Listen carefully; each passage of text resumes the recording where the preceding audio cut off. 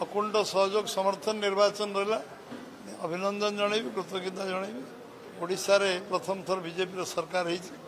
प्रथम बजेट आसी जो शपथ ग्रहण पर आम जो कथा संकल्प पत्र कहीलु एवं से संकल्प पत्र आम प्रथम 4टी शपथ नबार घंटे भीतर करचु एवं 6-8 घंटा भीतर आम जगन्नाथ चारिद्वार खोली दर्शन कर अंतराय उतरा जो कराई 500 टंका जो अभाव रही जगन्नाथ नीति रीतिनीति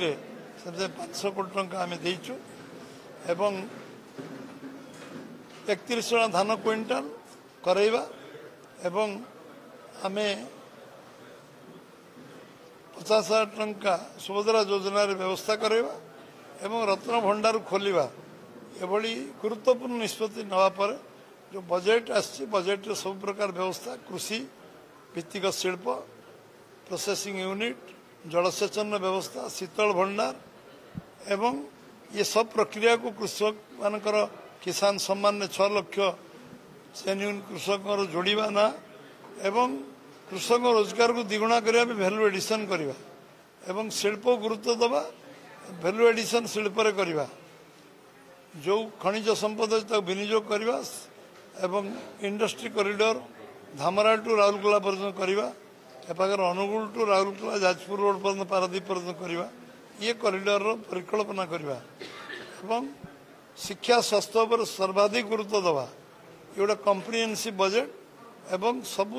दिगरु ये पर्यटन शिल्प को आगु नवार बजेट पर्यटन शिल्प सब एम्प्लॉयमेंट जनरेशन हो सरकार जिते पदपदवी भी खाली पूरा करा एभली एक बजेट जो बजेट रे आम 15% अभिवृद्धि बजेट रे करछु एवं निश्चित भाव में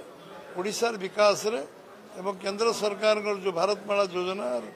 ये रायगड़ा रे आम डीआरएम ऑफिस डिविजन ऑफिस खोलिबा निष्पत्ति अनुदान दवा आरंभ हुआ 3 लाइन रेल लाइन करवा एवं एठी मालकानगिरी बरहमपुर रास्ता को चतुर्थ 4 थाकिया रास्ता करवा एवं ये अंचल विकास दिगरे सबु प्रकार पदक्षेप नवा ये पछुआ जिला को आगु को नवा व्यवस्था पे ये बजेट रे निश्चय प्रतिफलन नहीं। आज आम कार्यकर्ता बैठक जिला ऑफिसर बैठक समस्त फीडबैक नवा केमती कार्य को त्वरान्वित करा कार्यक्रम करा सरकार सहित समन्वय रहिबो एवं आम दल संगठन शक्तिशाली हो।